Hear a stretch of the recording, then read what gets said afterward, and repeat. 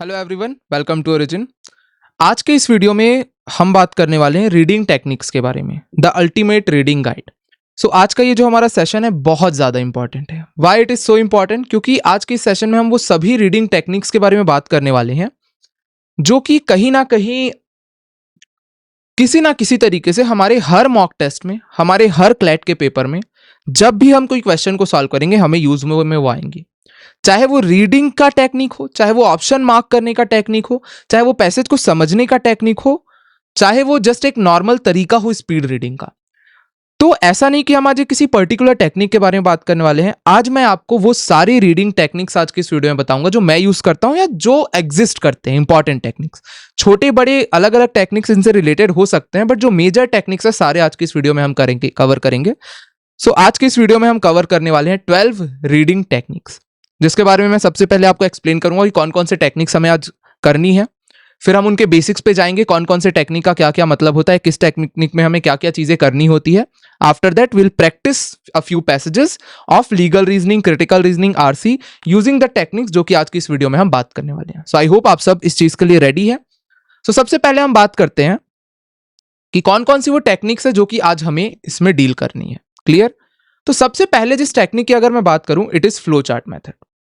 Now flow chart method basic मैं आपको बता देता हूं कि आपको तो बहुत बार आपने इसका नाम सुना होगा मेरे थ्रू कि भाई flow chart method is something जिसके बारे में हमें पढ़ना होता है, जो हमें यूज करना होता है पैसेज को सॉल्व करने के लिए।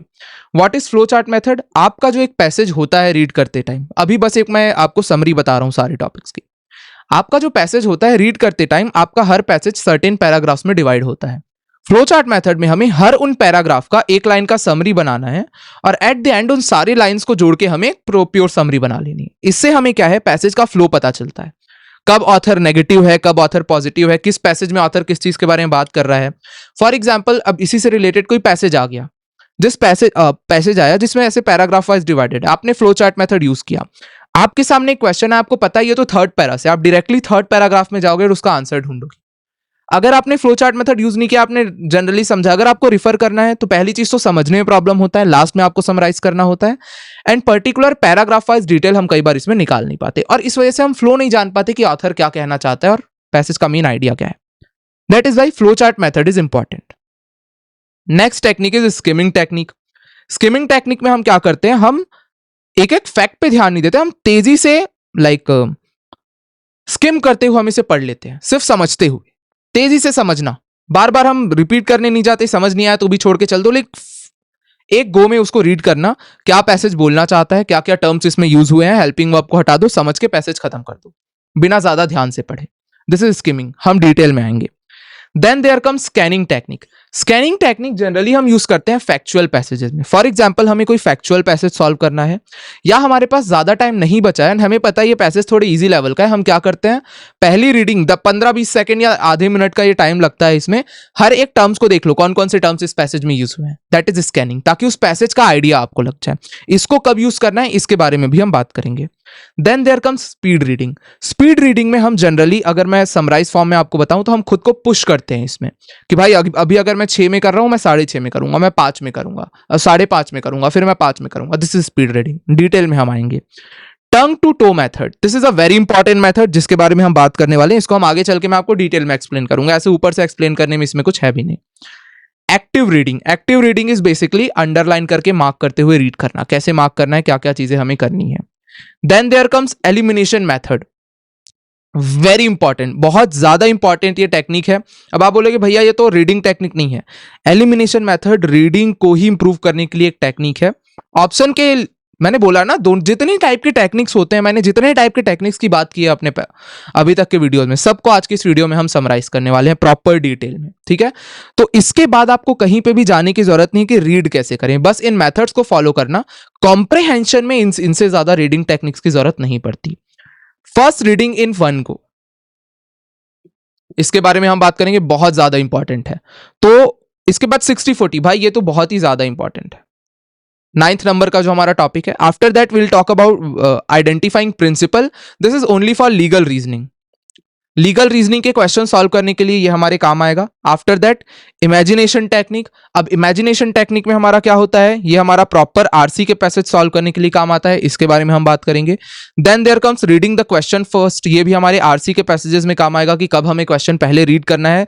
देन द मोस्ट इंपॉर्टेंट जो आरसी में सीआर में भी काम आएगा और एलआर में भी काम आएगा, which is inclination of the author. तो ये बहुत ही ज्यादा इंपॉर्टेंट है। These are the 13 concepts, 13 techniques जो कि हम आज के इस वीडियो में डील करने वाले हैं। क्लियर? आई होप यहां तक हर किसी को सारी चीजें क्लियर हैं। एंड इसी के साथ हम आगे बढ़ते हैं अपने बेसिक से चीजों पे ध्यान देने में कि किस मेथड में हमें किस टेक्निक में क्या क्या चीजें करनी होती है। हम प्रैक्टिस भी करेंगे आगे चल के जैसे ही हमारा बेसिक क्लियर हो जाएगा, बट उससे पहले हम एक एक टेक्निक में क्या क्या चीजें करनी होती है इस पे हम बात करते हैं। सबसे पहले जिस टेक्निक के बारे में हमें बात करनी है, it is the flow chart method.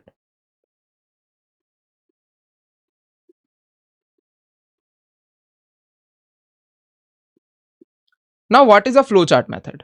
For example this is your passage, जिसमें आपका ये पहला पैरा है, देन यहां से आपका चालू होता है this is your second para, then this is your third para, then ये आपका हो गया चौथा पैरा। फॉर एग्जाम्पल इस तरीके से आपका कोई पैसेज आया जिसमें 4 पैराग्राफ में डिवाइडेड है। पहले पैराग्राफ में अब हम एक एग्जाम्पल ले लेते हैं, ऑथर इंडियन पॉलिटिक्स की बात कर रहा है। पहले पैराग्राफ में ऑथर ने बात की है बीजेपी के बारे में कि बीजेपी ऐसे ऐसे चल रहे, जस्ट उसने क्या दिया है, फैक्ट दिया है। देन सेकेंड पैराग्राफ में ऑथर ने कुछ ड्रॉबैक्स बताए हैं कि बीजेपी क्या क्या चीजें नहीं कर रही है। देन ऑथर ने बताया कांग्रेस के बारे में कि भाई कांग्रेस क्या क्या चीजें अपने मैनिफेस्टो में क्या क्या बारे में उसने बात की है।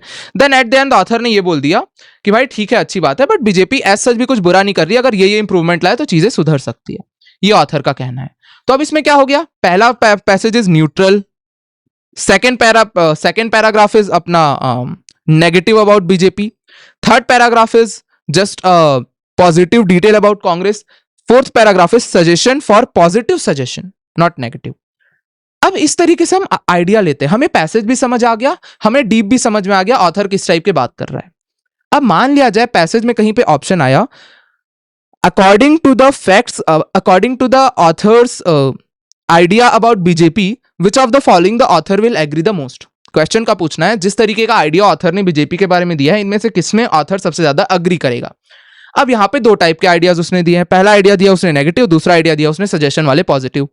अब हम क्या मार्क करेंगे, अगर उन 4 ऑप्शन में से एक सजेशन वाला ऑप्शन है तो हम मार्क कर देंगे, अगर उन 4 ऑप्शन में एक नेगेटिव वाला ऑप्शन है तो भी हम मार्क कर सकते हैं, अगर उन 4 ऑप्शन में कोई ऐसा ऑप्शन है जिसमें सजेशन और नेगेटिव दोनों है तो हम उसको मार्क करेंगे।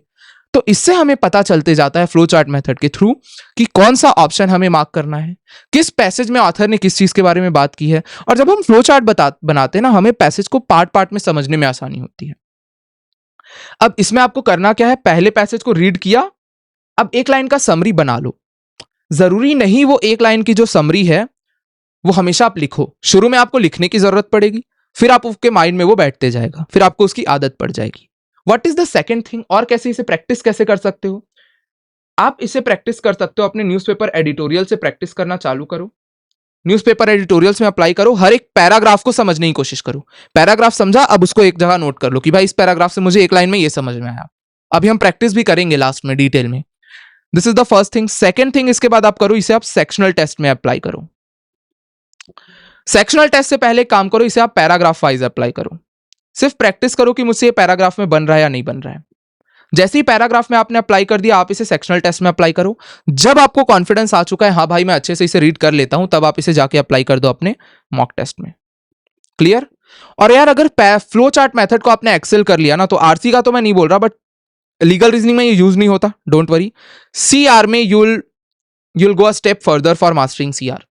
This is very important technique. Flow chart method सबसे ज्यादा इंपॉर्टेंट टेक्निक है। स्पीड रीडिंग के काम नहीं आता, ये कॉम्प्रहेंशन सुधारने के काम आता है। सो फॉर दोज स्टूडेंट्स जिनको ये प्रॉब्लम है, भैया समझ में नहीं आता पैसेज, भाई this is the method for you. Editorial में अप्लाई करो, पैराग्राफ में अप्लाई करो, फिर सेक्शनल टेस्ट में, फिर मॉक टेस्ट में। क्या करना है, पैराग्राफ रीड किया, एक लाइन में समराइज करो, फिर एट द एंड जितने लाइन की समरी बनी है एक एक लाइन की, उन सबको जोड़ दो, आपको पूरे पैसेज का समरी मिल जाएगा, which is the main idea of the passage. This is how we solve these kind of question. Flowchart method is the perfect way to identify the argument. कि ऑथर का आर्ग्यूमेंट क्या है। आप लोग पूछते हैं ना, आर्ग्यूमेंट सबसे अच्छे से आइडेंटिफाई कैसे करना है, फ्लो चार्ट मेथड के थ्रू। ऑथर ने हर पैराग्राफ, देखो एक चीज आप मुझे बताओ, हर ऑथर को एक लिखने का तरीका होता है, कोई भी ऑथर कभी भी अपने एक पैराग्राफ में दो टाइप के आइडियाज नहीं देगा। पैराग्राफ का पर्पस ही वही है कि अगर आप अपना आइडिया चेंज कर रहे हो, आप अपने पैसेज का फ्लो चेंज कर रहे हो, तो आपको पैराग्राफ बदलना होगा। तो हर पैराग्राफ में ऑथर एक आइडिया के बारे में बात करता है और ऑथर के सभी आइडियाज को मिला के एट द एंड जो हमारा लास्ट जो समरी बनता है, that is the main argument. That is how we are suppose to recognise कि भाई कैसे आर्ग्यूमेंट हमें ढूंढना होता है। तो फ्लो चार्ट मेथड पे मास्टरी करो। अब यहां पे एक प्रॉब्लम हमेशा आता है, भैया व्हाट इफ ये जो आप बोल रहे हो पैराग्राफ वाइज होगा, अगर वो पैराग्राफ वाइज ना आ रहा तो फॉर एग्जाम्पल ऐसे हमारे पास पैसेज आ गया, लीगल एज में कई बार आपने देखा होगा, बस सीधा ऐसे आ गया, राइट? यहां पे आपको क्या करना है, यहां पे आपको वो की टर्म्स ढूंढने हैं। क्या होते हैं वो की टर्म्स? हाउएवर। आप मेरे टेलीग्राम चैनल पे जाना, लिंक डिस्क्रिप्शन में है, और व्हाट्सएप चैनल पे मैं अभी फिर से पोस्ट करूंगा, तो व्हाट्सएप चैनल भी जाके ज्वाइन कर लो। मैं वहां पे कुछ की टर्म्स नोट करने वाला हूं, उसको आप जाके ध्यान दे देना। तो इन टाइप के पैसेज में उन टर्म्स को के लिए ढूंढते रहना। फॉर एग्जाम्पल हाउएवर, हाउएवर मतलब अब ऑथर अपने फ्लो को चेंज कर रहा है। Although author is continuing the fact, for example concluding. तो इन टाइप के बहुत सारे वर्ड्स हैं, ये मैं वहां पे डाल दूंगा, तो आपको इससे आइडिया लगेगा कि कैसे फ्लो चार्ट मेथड वर्क करता है। नॉन पैराग्राफ में डिवाइडेड हम पैसेजेस को किस तरीके से सॉल्व कर सकते हैं। तो आपको समझ में आया फ्लो चार्ट मेथड। पैसेज को पार्ट पार्ट में तोड़ो, अगर पैराग्राफ में टूटा हुआ है फार बेटर, नहीं टूटा हुआ है तो ये सब वर्ड्स को ढूंढ के उन्हें तोड़ो, ये सब होते ही है हर पैसेज में, और फिर उस ब्रोकन पार्ट्स को आप समझते जाओ एक लाइन।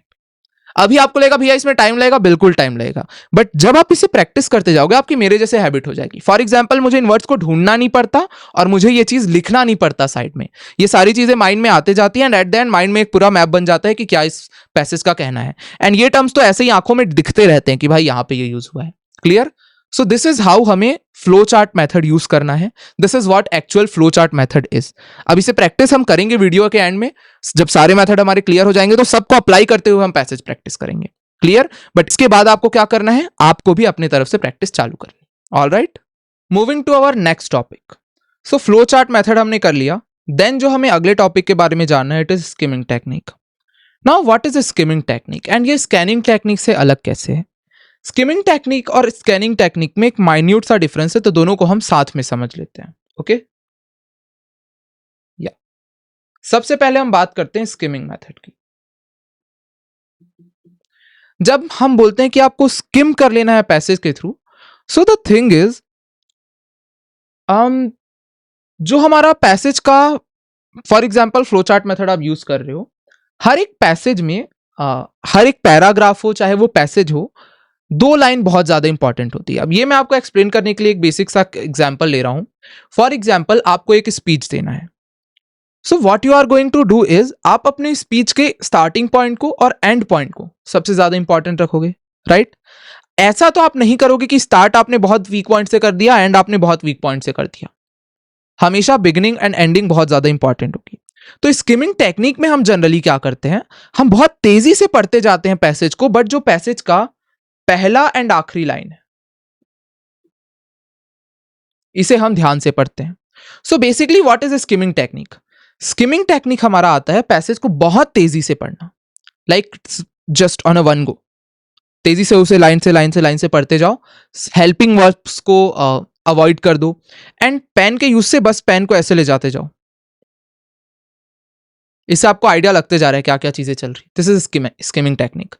धीरे धीरे आप कंप्रहेंड भी कर रहे हो माइंड में, बट तेजी से आपने पूरा उसे खत्म कर दिया। ये होता है स्किमिंग टेक्निक, एक एक लाइन पढ़ना। Clear? But the thing is skimming में एक चीज हमेशा ध्यान में रखना, अगर पिछली लाइन समझ में नहीं आई तो रुक के पिछली लाइन में मत जाना, वरना स्किमिंग टेक्निक आपका फेल हो जाएगा। क्लियर? क्योंकि स्किमिंग टेक्निक का मतलब ही आपके टाइम को कम करना। एंड ये पैसेज जनरली उन पैसेजेस में काम आता है जिनमें ज्यादा फैक्चुअल डेटा नहीं है, जिनमें ज्यादा डिटेल नहीं है, जिनमें एक ओवरव्यू आपको लेना है। बट वहीं पे जब बात आती है हमारे तीसरे मेथड की, विच इज स्कैनिंग टेक्निक।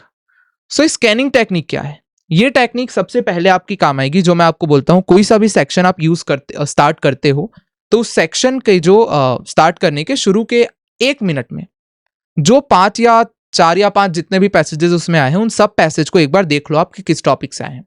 तो स्कैनिंग मेथड में हम क्या करते हैं, we search, we look for the keywords.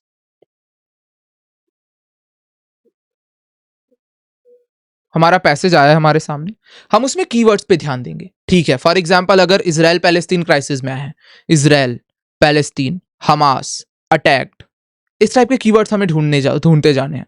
उन कीवर्ड्स को जोड़ के हम आइडिया ले सकते हैं पैसेज किस चीज के बारे में बात कर रहा है। Israel, Hamas, killed, attacked, US, negotiation, plan, betterment, society. अब इससे हमें क्या आइडिया लगा कि ठीक है, इजराइल हमास के बारे में हो रही है, अटैक कर दिया है हमास ने, यूएस कुछ करना चाहता है, अल्टीमेट एम हमारा नेगोशिएशन का है, सोसाइटी में पीस होनी चाहिए, आइडिया निकल गया। ये हमारा काम आता है स्कैनिंग मेथड। तो भैया फिर स्कैनिंग और स्किमिंग में अंतर क्या है? स्कैनिंग और स्किमिंग में अंतर ये है डिटेल्स का। स्कैन करने में आपको मुश्किल से 10 सेकंड लगेंगे, 10 से 20 सेकंड। स्किमिंग में आपको लगेंगे मुश्किल से 1 मिनट। Speed reading is a very different thing. Skimming and scanning are very different from speed reading. Speed reading में हम एक एक डिटेल पे भी ध्यान देते हैं, क्लियर? उसके भी हम तरीके में आएंगे, but this is skimming and scanning technique. तो इसे हमें यूज कब करना है? आगे मैं आपको बताते जाऊंगा, but keep in mind skimming क्या होता है तेजी से। अब देखो, आपको अपना माइंडसेट बदलने की बहुत ज्यादा जरूरत है। आप खुद को इमेजिन करो एज अ फास्ट रीडर। आप खुद को इमेजिन करो कि आप बहुत तेज पढ़ते हो। आप खुद को इमेजिन करो how a fast reader would read, और उस तरीके से रीड करना चालू करो, क्लियर? अब मैं आपको बताऊंगा आगे चल के कि स्किमिंग स्कैनिंग कब कब कैसे कैसे काम आएगी। अभी बस अपने बेसिक माइंड में आइडिया रख लो, what is skimming technique, what is scanning technique. तो ये दोनों मेथड के बारे में अभी हमने बात कर ली। अब हमारी बारी आती है स्पीड रीडिंग की। ये सब मिलके जब कंबाइन होंगे ना, आपको पता चलेगा जो first reading in one go, 60-40 method, identifying the principle, ये सब यहां पे काम आएंगे। अभी हम बेसिक कंसेप्ट के बारे में पढ़ रहे हैं रीडिंग टेक्निक्स के। जो नेक्स्ट हमारा पॉइंट आता है, it is speed reading, clear? तो स्पीड रीडिंग के बारे में हम बात करते हैं।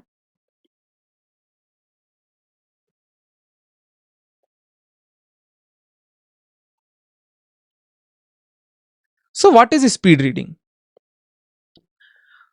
स्पीड रीडिंग में आपको क्या करना होता है? आपको अपने साइड रखना होता है timer, and you have to push yourself. What do I mean by push? For example, अगर आप एडिटोरियल पढ़ रहे हो, आप सेक्शनल टेस्ट दे रहे हो, मॉक टेस्ट में ये चीज अप्लाई नहीं होता, चाहे आप पैराग्राफ टेस्ट दे रहे हो।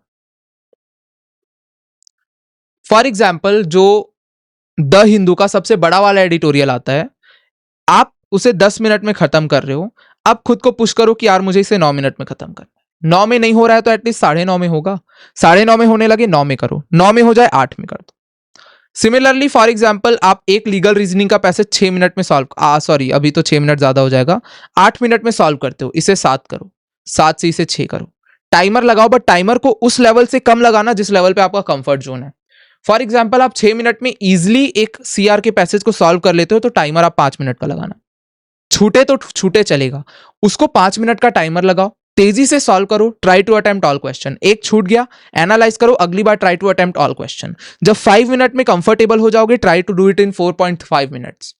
सिमिलरली एडिटोरियल को टाइम कम करो, सेम विद सेक्शनल टेस्ट।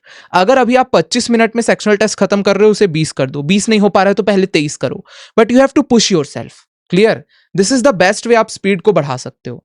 अब कई लोगों के माइंड में आएगा, भैया क्या इस टाइम पे हम इंप्रूवमेंट ला सकते हैं? ये आप सबके माइंड में आएगा कि भैया क्या ये प्रॉपर टाइम है कि हम इंप्रूवमेंट अपने में ला सकते हैं? तो भाई मेरा आंसर है, यही वो टाइम है कि जब आप इंप्रूवमेंट ला सकते हो। दिस इज द बेस्ट वे, जब आप अपने इंप्रूवमेंट के बारे में क्यों, अभी रीजन क्या है, यही मैं टाइम क्यों बोल रहा हूं? क्योंकि अभी तक हम क्या कर रहे थे, फॉर एग्जांपल अगर आप मेरे कॉन्कर्स बैच पे हो या आप अपना थ्योरी कंप्लीट कर रहे हो कहीं और से भी, तो till now you are doing your theory, you are gaining knowledge, आप अपने नॉलेज बेस को बढ़ा रहे थे। बट अब वो टाइम है कि आपको नॉलेज जितना गैदर करना था ना, आपने कर लिया, अब उसे आपको अप्लाई करना है। तो this is the proper time कि आप अपना प्रैक्टिस करना चालू करो। एंड इसी वजह से आपको सबको पता है कि from the 1st of October there is revision plus practice intensive batch, जो मेरा अक्टूबर से लॉन्च होने वाला है, जिसमें मेरा ये सजेशन है कि अभी तक बाकी बैचेस के लिए मैंने ये बोला नहीं है, बट दिस इज समथिंग जो कि आप हर किसी को अटेंड करना बहुत ज्यादा जरूरी है। अक्टूबर में डेली क्लासेस होंगी। It will include current affairs, it will include all the sections of CLAT, जिसमें हमारी डेली क्लासेस होंगी of around 4 to 5 hours, clear? So this is something which you should definitely do.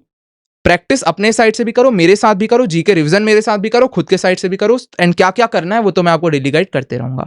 इसका जो भी notification है वो आपको बहुत जल्दी टेलीग्राम चैनल पे मिल जाएगा, तो just join the Telegram channel, link description पे, क्लियर? अब आगे बढ़ते हैं हम इस टॉपिक पे। स्पीड रीडिंग आपको समझ में आ गया होगा। सेक्शनल टेस्ट देना है तो टाइमर लगाओ, टाइमर को धीरे धीरे पुश करते एंड अपने आप को बढ़ाते जाओ, तेजी से रीड करना चालू करो, कीपिंग इन द डिटेल्स। अब यहां पे तेजी से मैं स्किमिंग और स्कैनिंग मत यूज कर देना। अब इस स्पीड रीडिंग के अंदर सबसे ज्यादा फायदा आपको यहां पे होगा। This is the most important area जहां पे आपको ये अप्लाई करना है पैराग्राफ टेस्ट में। इसमें आपको क्वेश्चन और पैसेज दोनों उस टाइम लिमिट के अंदर तेजी से पढ़ने का आदत डेवलप होगा। डेली एटलीस्ट 4 से 5 इस टाइप के पैराग्राफ ट्राई करो। सेक्शनल टेस्ट अगर 2 दे रहे हो, दिन के 1 कर दो, but this is very important. एक को भी को करना भाई, टाइम है आपके पास। अक्टूबर में तो स्कूल जाना, अगर स्कूल स्टूडेंट हो तो कम कर दो, अगर ड्रॉपर हो तो भाई आपको लगा देना अपना 100%। क्लियर? तो speed reading is basically pushing your limit.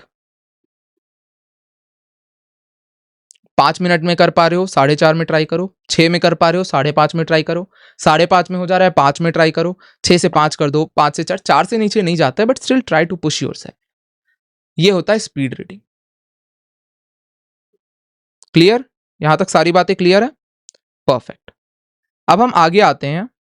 Okay, so there are few more things about skimming technique जो कि शायद मैं आपको बताना यहां पे भूल गया, उसके बारे में हम थोड़ा सा डिस्कस कर लेते हैं। स्किमिंग में कुछ कुछ चीजें आपको ध्यान में रखनी है, जैसे skip the examples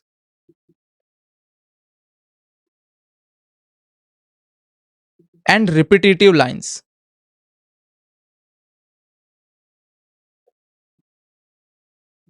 for example, एक ऐसा पैसेज आया जिसमें कुछ चीज के बारे में एक्सप्लेन की जा रही है, पिछले लाइन में उसने कुछ एक्सप्लेन कर दिया और उस एक्सप्लेनेशन से रिलेटेड 8-10 एग्जाम्पल उसने साइड किए 2 लाइन में। सारे एग्जाम्पल्स रीड करने की जरूरत नहीं, स्किप करके आगे बढ़ जाओ, क्योंकि सारे एग्जाम्पल्स का मतलब आखिर में सेम ही है। आपको एग्जाम्पल का काम ही नहीं आने वाला क्वेश्चन में, एक्सपीरियंस से बता रहा हूं। Second thing is repetitive lines. For example, ऐसा दिया गया है कि यूएस को इंडिया में पॉलिटिक्स अच्छा नहीं चल रहा है। सेकेंड लाइन पे लिखा है पॉलिटिक्स अच्छा नहीं चल रहा है, कोई दूसरे तरीके से उसने लिख दिया है और ये आपको पता चल गया कि ये रिपीटिशन है, स्किप करके आगे बढ़ जाओ। समझने में भी रुकने की भी जरूरत नहीं है।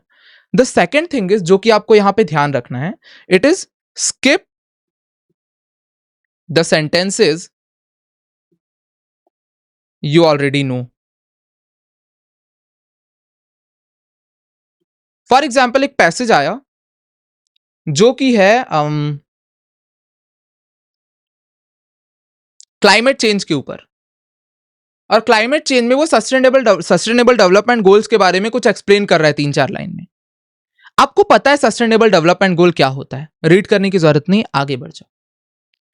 एंड जो थर्ड इंपॉर्टेंट पॉइंट है, mark and underline the important की terms.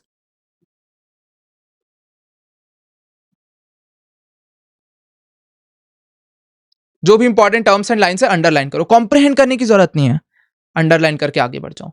This is skimming. Clear? आपको ऐसा लग रहा है आपको समझ नहीं है, बट आपको समझ आ रहा है, डोंट वरी। ये 3 पॉइंट जरूर ध्यान में रखना है स्कीमिंग टेक्निक से। क्लियर? परफेक्ट। तो अब हम आगे बढ़ते हैं अपने नेक्स्ट टॉपिक में, which is tongue and toe method. अब tongue and toe method is nothing but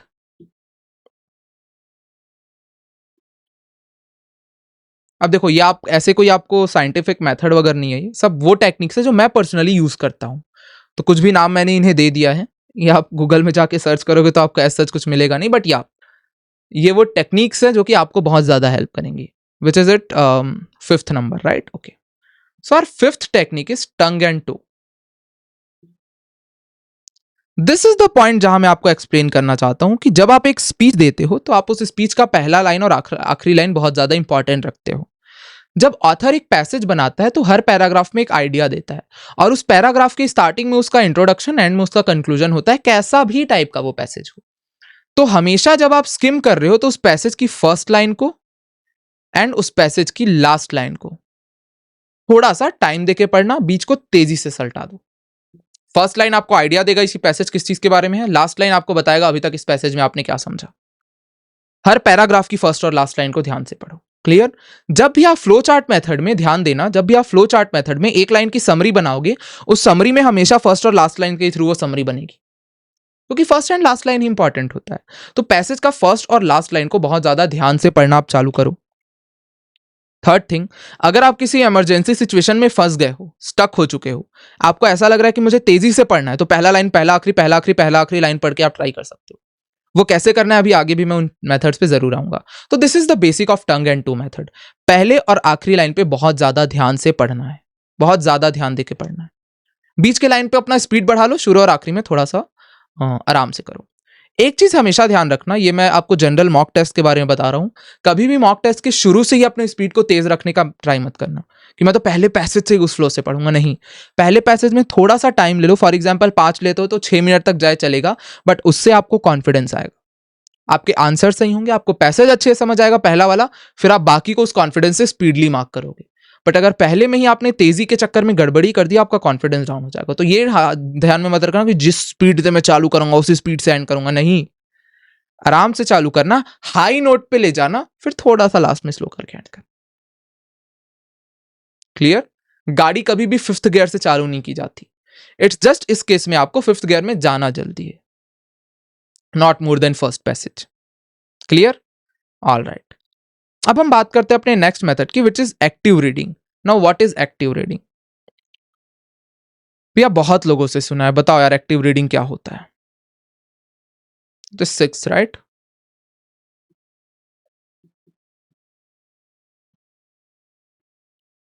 active reading में क्या करना है, एक चीज हमेशा अपने ध्यान में रख लो, कभी भी आप कुछ भी रीड कर रहे हो तो अपने हाथ में पेन या पेंसिल जरूर रखना।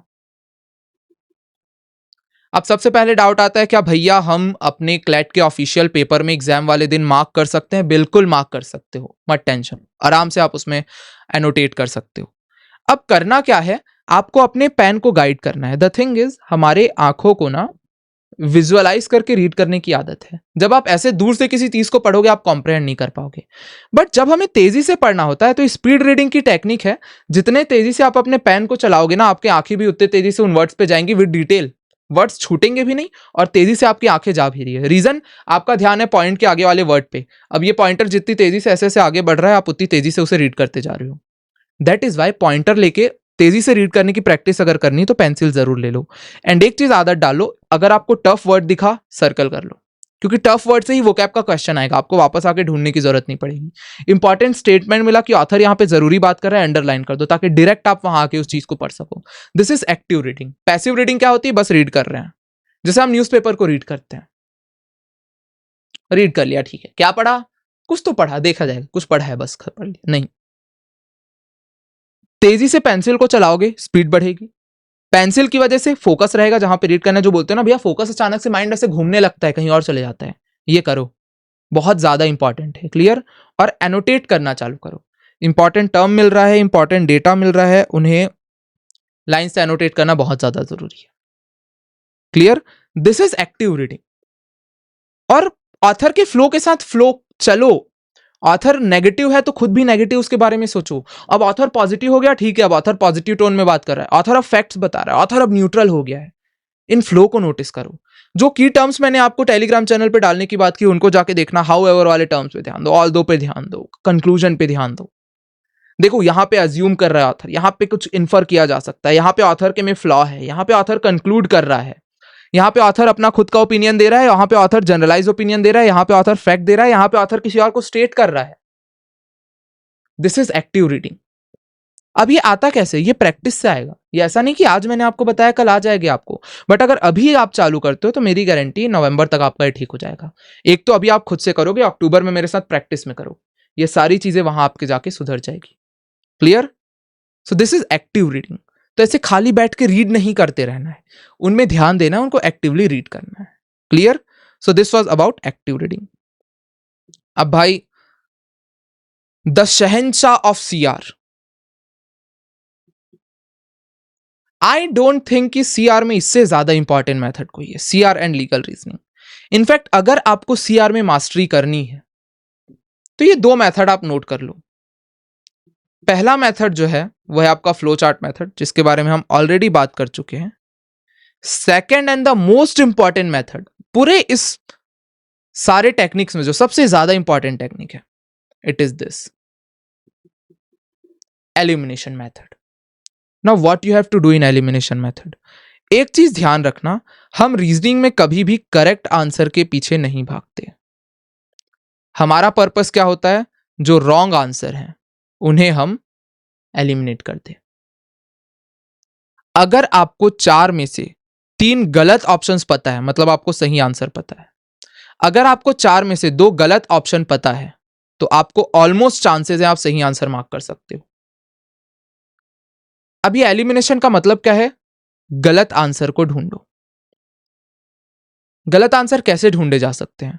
पहले तो काफी सारे टर्म्स होते हैं, किनको किनको डायरेक्टली एलिमिनेट कर दो कि इस टाइप के ऑप्शंस जो है वो सही होंगे ही नहीं। पहला है एक्सट्रीम ऑप्शंस। एक्सट्रीम ऑप्शंस क्या हो गया? Most, always, perfect, best, primary, only. ये सारे जो टर्म्स है ना, ये एक्सट्रीम हो गए। कौन कौन से? Most, always, best, primary, only, must. This are extreme options. तो जैसे ही इन टाइप के वर्ड्स आपको वहां पे दिखने लगे ना, तो समझ जाना कि ये तो ऑप्शन में हो नहीं सकते, अनटिल और unless passage is extreme about that topic. अगर पैसेज खुद एक्सट्रीम है उन टॉपिक को लेके, तो फिर तो एक्सट्रीम ऑप्शन सही हो सकते हैं, बट जनरल केस में नहीं होंगे। सेकेंड टाइप के जो ऑप्शंस आपको डायरेक्टली एलिमिनेट कर देने हैं, these are your comparing answers, comparison type के ऑप्शंस। अब इसमें क्या हो गया? मोर, बेटर, प्रिफर्ड, यहां पे भी आपका प्राइमरी आ जाएगा। तो इसमें क्या होता है? For example author climate change के बारे में बात कर रहा है और ऑथर ने 4-5 रीजंस बता दिए क्लाइमेट चेंज की। अब एक क्वेश्चन आ गया जिसमें बोला गया है कि इनमें से ऑथर किसको अग्री करेगा। ऑथर ने क्लाइमेट चेंज के 4 रीजंस बताए हैं, ग्रीन हाउस गैस बताया है, ग्लोबल वार्मिंग बताया है, न्यूक्लियर कुछ भी उसने रीजन बता दिए हैं, एंड उसने बता दिया पोल्यूशन। अब पूछा गया ऑथर इनमें से किससे सबसे ज्यादा अग्री करेगा, और ऑप्शन में लिखा है that global warming is more contributing towards the climate change rather than pollution. क्या ऑथर इससे एग्री करेगा? नहीं, क्योंकि पैसेज में कंपैरिजन हुआ ही नहीं है। वहीं पे एक्सट्रीम की बात करूं, global warming is the primary reason behind the climate change. क्या ऑथर ने उन चारों में से किसी भी एक रीजन को प्राइमरी बोला है? नहीं बोला है। तो ये सारे ऑप्शंस हमें लगता है कि सही हो सकता है, क्योंकि हमें अपने अंदर से पता है कि भाई ठीक है, ग्लोबल वार्मिंग बहुत ज्यादा कंट्रीब्यूट कर रहा है, बट क्या पैसेज में दिया? नहीं। तो दीज आर ट्रिकी ऑप्शंस, हमें फंसाने के लिए दिए जाते हैं, बट ये सही नहीं होते। अगले टाइप के ऑप्शन इसी में आ जाता है, नैरो ऑप्शन।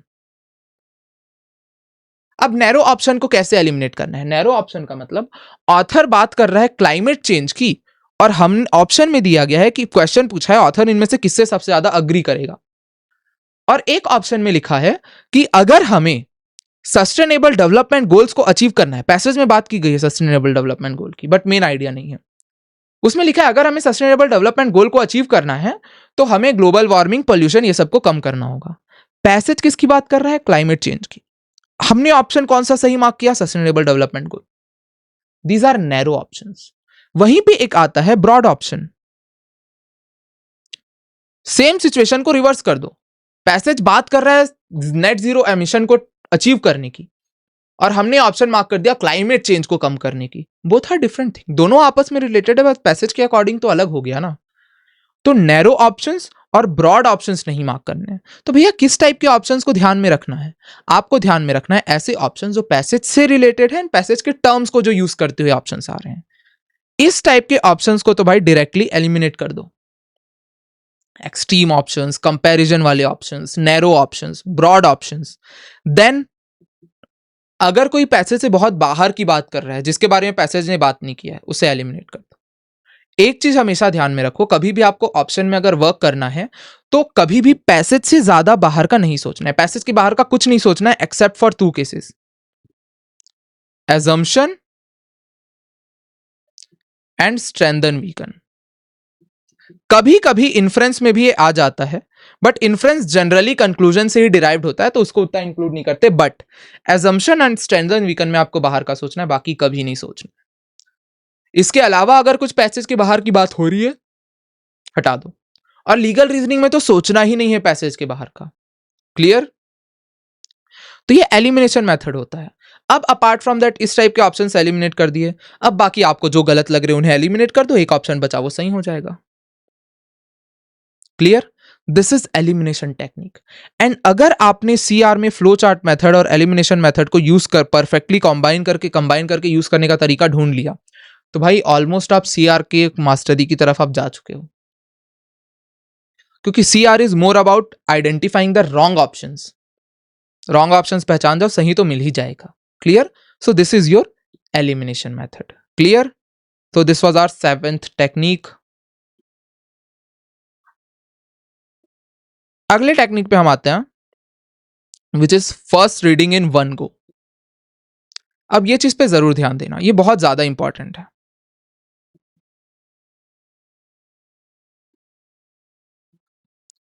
फर्स्ट रीडिंग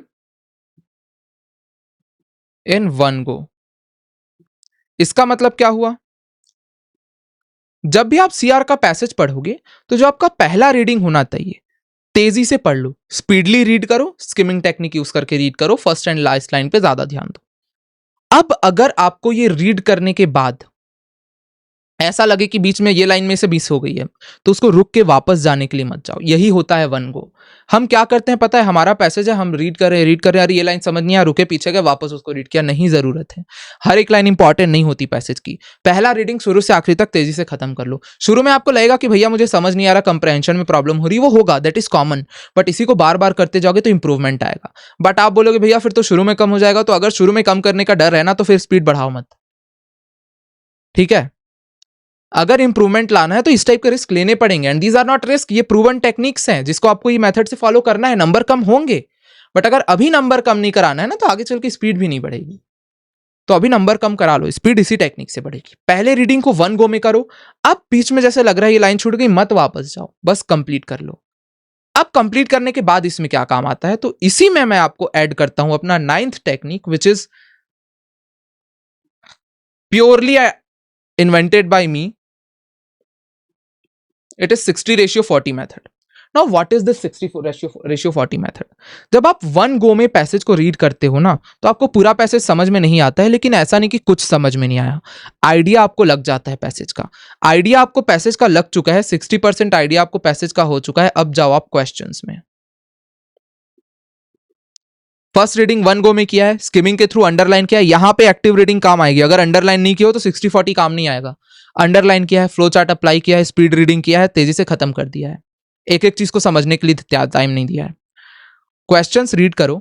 अब अगर क्वेश्चन बिना वापस पैसेज में जाए बन जा रहे हैं, बहुत अच्छी बात है, टाइम आपका बच गया। क्लियर? तो 1-1.5 मिनट में पहली रीडिंग खत्म कर ली, क्वेश्चन सॉल्व कर लिया। अब अचानक से एक क्वेश्चन ऐसा आ गया जो कि पैसेज से रिलेट कर रहा है एंड आपको ध्यान में नहीं है, जाओ उस पोर्शन को पढ़ लो, आके मार्क कर दो। क्योंकि अगर 2-3 मिनट में समझोगे तो भी वापस पैसेज में जाना ही पड़ेगा। इससे अच्छा वो टाइम को बचा लो। और अगर गलती से 5 क्वेश्चन ऐसे आ गए जिनमें पैसेज में वापस जाने की जरूरत ही नहीं पड़ी, आपके 1 से 2 मिनट बचेंगे पूरे, which is a lot.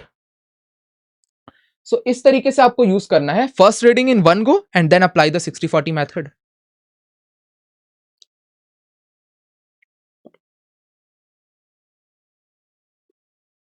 Now this 60:40 is not just about reading and marking the options. यहां पे आपको फ्लो चार्ट मेथड भी यूज करना है, यहां पे आपको अपना एलिमिनेशन टेक्निक भी यूज करना है, यहीं पे आपको अपना स्किमिंग टेक्निक भी यूज करना है। पैसेज की स्टार्टिंग में आपको अपना स्कैनिंग टेक्निक यूज कर देना है अगर कम टाइम बचा है तो, एंड आपको यहीं पे अप्लाई कर देना है अपना एक्टिव रीडिंग वाला टेक्निक। सारे टेक्निक्स जब अप्लाई करते हो ना, तो सीआर के लिए परफेक्ट स्ट्रेटेजी आपके सामने आती है रीडिंग की, which is reading in first को देन अप्लाई द 60:40 मेथड। इसीलिए मैं बोल रहा था जो बाकी के जो आपको मैं कॉन्सेप्ट बता रहा हूं, टेक्निक, दीज आर कंसेप्ट्स, इन्हें साथ में कैसे अप्लाई करना है, ये तरीका है। एंड ये कोई ऐसा तरीका नहीं कि इमरजेंसी सिचुएशन में, यही तरीका है तेजी से रीड करके मार्क करने का। ये मत सोचो कि इमरजेंसी में फंस जाऊंगा तो मैं ऐसे रीड करूंगा, नहीं। अगर आप अभी भी एक एक वर्ड, एक एक लाइन पे ध्यान देके समझ के रीड करने की कोशिश कर रहे हो, तो वो तरीका ही नहीं है कॉम्प्रहेंशन को रीड करने का।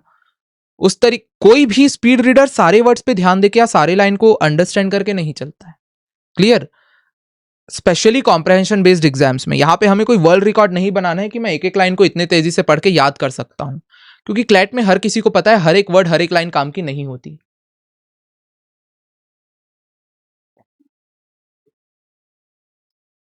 सो these two are the ultimate package जो कि पीछे के सारे मेथड्स को अप्लाई करते हुए बनाए जाते हैं। क्लियर?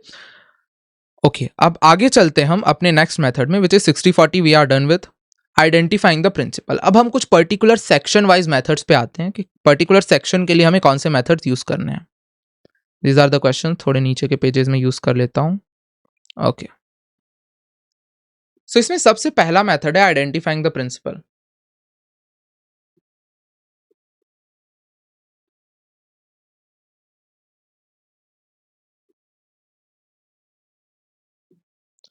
प्रिंसिपल को आइडेंटिफाई करना है। अब इसका मतलब क्या हुआ, हमें क्या लगता है एक लीगल रीजनिंग के पैसेज में पूरा पैसेज इंपॉर्टेंट है? नहीं, आप लोग ध्यान देना, जब आप principle fact based question solve करते हो तो आप एक्यूरेसी के साथ और तेजी से सॉल्व कर लेते हो। तो बस आपको यही करना है, आपको उस पैसेज को प्रिंसिपल समझना है एंड बाकी क्वेश्चंस को फैक्ट समझना है। तो आपको ये कैसे करना है, हर एक पैसेज से आपको प्रिंसिपल चुरा लेने हैं। अब आप बोलोगे भैया ये कैसे पाया जाता है, ये आपको प्रैक्टिस से मिलेगा। प्रैक्टिस से कैसे, फॉर एग्जाम्पल एक पैसेज आ गया है जिसमें बात की जा रही है एक सर्टेन केस के लिए, जो कि केस आपने कभी पढ़ा ही नहीं है। तो कई बार ऐसा होता है ना कि आप जब फॉर एग्जाम्पल आपके सामने पैसेज आ गया हिजाब इशू पे और आपने हिजाब इशू पढ़ा नहीं है, बट जब अंदर जाके आप देखोगे आपको बाद में पता चलेगा अरे यार हिजाब इशू पे तो सिर्फ पैसेज था, बट जो क्वेश्चन थे वो तो फ्रीडम ऑफ रिलीजन के ऊपर थे, वो तो मैंने पढ़ा हुआ था। तो एक चीज हमेशा याद रखना, पैसेज दूसरे टॉपिक्स पे हो सकता है बट जो क्वेश्चन है वो उसी कॉन्सेप्ट से रिलेटेड होंगे, उसी टेक्निक से रिलेटेड होंगे। तो कभी भी एक चीज ध्यान में रखना, पैसेज अगर आ गया तो रीड कर दो भाई, टफ है तो बाद में कर दो। इसलिए मैं बोलता हूं शुरू के 1 मिनट में देख लो किससे आया है।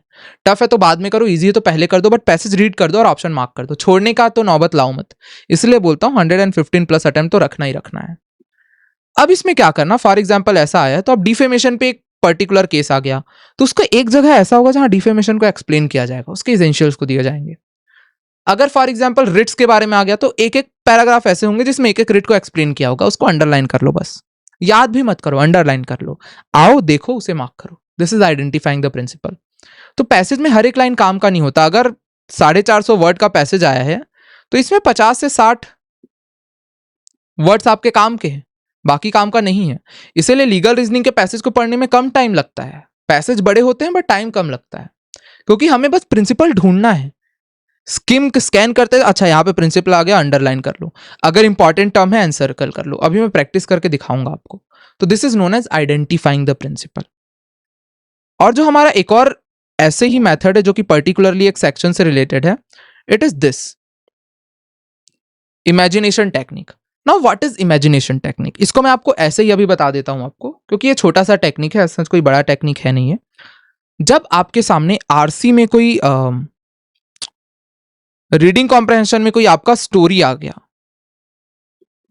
स्टोरी बेस्ड क्वेश्चन, तो आपको क्या करना है, उस स्टोरी के जो प्रोटैगनिस्ट है, जो उसका मेन कैरेक्टर है, उसकी जगह खुद को इमेजिन करते हुए उस स्टोरी को रियल लाइफ में जीना है। फॉर एग्जाम्पल एक ऐसा स्टोरी आ गया जो कि आपको बोल रहा है एक घनी जंगल है जहाँ एक आदमी शिकार पे गया है, वो वहाँ की एक झोपड़ी में रह रहा है, झोपड़ी में उसने खाना खाया, वहाँ से निकल के वो गलती से हाईवे में पहुंच गया, हाईवे में वो चेस कर रहा है, फिर उसके साथ ऐसा हुआ, फिर वो घर पहुंच के ये स्टोरी सबको सुना रहा है। तो इमेजिन करो वो जंगल में जा रहा है, ठीक है, जंगल में ही हो रहा है, वो घर पे है, वो खाना खा रहा है। जब आप इमेजिन करते हो तो आपको ऐसे ही माइंड में वो स्टोरी बस जाता है, तो एक एक डिटेल आपके फिर माइंड में रह जाता है as a form of story, और फिर उसे जाके वहां पे मार्क कर दो। This is imagination technique. This is particularly for this story kind of passages, बहुत ज्यादा इंपॉर्टेंट है। अगर स्टोरी वाले पैसेजेस, आरसी में तो आपको इमेजिनेशन से मार्क करना है, स्टोरी वाले। अब बचा हुआ चीज क्या होता है, रीडिंग क्वेश्चंस फर्स्ट। ये आपको कब करना है, क्वेश्चन पहले कब कर रीड करना है, जब वो फैक्चुअल पैसेज हो इन आरसी। आरसी में यू कैन ट्राई कि पहले क्वेश्चन रीड कर लूं, और अगर फैक्चुअल पैसेज है तो भाई पहले क्वेश्चन रीड ही कर लो, स्कैन करो और मार्क कर दो, क्वेश्चन रीड करो, स्कैन करो, मार्क कर दो। क्योंकि क्या करना है, क्वेश्चन देखा, डेटा निकाला, मार्क कर दिया, दैट्स इट। 20-30 सेकंड्स में एक सिंगल रीडिंग कर लो ताकि आइडिया लग जाए कहां पे क्या है, क्वेश्चन पढ़ो और मार्क करने चल दो। बहुत तेजी से होते हैं फैक्चुअल पैसेजेस, बहुत ज्यादा आसान होते हैं। पर एक चीज हमेशा ध्यान रखना, कभी भी टफ पैसेज में 5 मिनट को 6 मिनट करने में मत झिझकना, क्योंकि अगर वो पैसेज टफ आया है तो उसमें टाइम दे सकते हो, सिर्फ आप नहीं, हर कोई दे रहा है। बट ये 6 जब 10 होता है ना, तब वो डिजास्टर में कन्वर्ट होता है। 1 मिनट ज्यादा को आप आगे चल के कवर कर सकते हो, उससे ज्यादा मत देना। क्लियर? तो और एक चीज हमेशा ध्यान में रखना, किसी भी एक सेक्शन को अपने ईगो में मत लेना। क्या पता वो टफ है और उस टफ में ज्यादा टाइम देने के चक्कर में आप एक इजी सेक्शन छोड़ रहे हो। तो टाइम को रिस्ट्रिक्ट करके रखना। 25 मिनट देना है तो 25 ही देना, 6 मिनट देना है तो 6 मिनट ही देना, इस तरीके से रखना। क्लियर? देन देयर कम्स हमारा जो कि बहुत ज्यादा इंपॉर्टेंट टेक्निक है। आई डोंट नो आपने पहले इसके बारे में मेरे थ्रू सुना ही होगा आप लोगों ने, क्योंकि बहुत ज्यादा मैं इसे यूज करता हूं। It is inclination of the author. अब फॉर एग्जाम्पल ऑथर ने एक पैसेज लिखा किसी चीज के बारे में, और उस पैसेज में ऑथर उस टॉपिक से रिलेटेड नेगेटिव ऑप्शन मार्क कर रहा है। और जनरली आप देखना सीआर में क्वेश्चन आते हैं, ऑथर किससे अग्री करेगा किससे डिसअग्री करेगा। अगर अग्री वाला क्वेश्चन है तो पूरे पैसेज में ऑथर उस टॉपिक से रिलेटेड नेगेटिव बात कर रहा है, वहां पे पॉजिटिव ऑप्शन कैसे आंसर हो जाएगा? पूरे पैसेजेस में ऑथर पॉजिटिव बात कर रहा है, उसमें नेगेटिव ऑप्शन कैसे हो जाएगा? डिसअग्री का क्वेश्चन है तो पूरे पैसेज में ऑथर पॉजिटिव बात कर रहा है, तो उसका नेगेटिव ऑप्शन कैसे हो जाएगा? एजम्पशन का क्वेश्चन है, अगर पूरे पैसेज में ऑथर नेगेटिव एज्यूम कर रहा है तो पॉजिटिव एजम्पशन आप कैसे ले लोगे? इन्फ्रेंस का क्वेश्चन है, अगर पूरे पैसेज में ऑथर इज नेगेटिव तो आप पॉजिटिव इन्फर कैसे कर लोगे? तो ऑथर का इंक्लिनेशन जरूरी है। क्या ये सिर्फ सीआर में काम आएगा? नहीं, इसका आरसी में एप्लीकेशन में बताता हूं। फॉर एग्जाम्पल आरसी में ऑथर ने एक पैसेज लिखा है अबाउट कि कैसे डिफेमेशन का क्राइम कंस्टिट्यूट होता है। अब लिखने के दो तरीके होंगे। पहला तरीका होगा इस केस में डिफेमेशन होगा, इस केस में डिफेमेशन होगा, इस केस में डिफेमेशन होगा। यहां पे ऑथर चाहता है कि कब कब डिफेमेशन होगा, तो जनरली आपके डिफेमेशन होने वाले ऑप्शन सही होंगे। वहीं पे अगर ऑथर के लिखने का तरीका ये है डिफेमेशन ये होता है, बट अगर ऐसा केस है तो डिफेमेशन नहीं होगा, अगर ऐसा केस है तो डिफेमेशन नहीं होगा, अगर ऐसा केस है तो डिफेमेशन नहीं होगा। तब ऑथर चाहता है कि आप इस चीज पे ध्यान दो कि कब डिफेमेशन नहीं होगा, तो डिफेमेशन नहीं होने वाले ऑप्शन ज्यादा सही होंगे। सिमिलरली डिफरेंट केसेस को यहां पे लाके रख दो तो आपका वही चीज अप्लाई होगा। This is known as identifying the inclination of the author. Author किस साइड झुका हुआ है, हर किसी का खुद का एक बायस होता है। और अगर ऑथर न्यूट्रल है तो भाई ये तो सबसे आसान पैसेज हो गया। आप अगर नेगेटिव ऑप्शन दिख रहा है हटा दो, पॉजिटिव ऑप्शन दिख रहा है हटा दो। जैसे अभी मैं क्वेश्चन प्रैक्टिस करा रहा था बच्चों को, तो वहां पे एक पैसेज आया जहां पे लिखा गया था कि ऑथर ने एक टॉपिक के बारे में पॉजिटिव और नेगेटिव दोनों एस्पेक्ट में बात किया था, मींस ऑथर इज न्यूट्रल।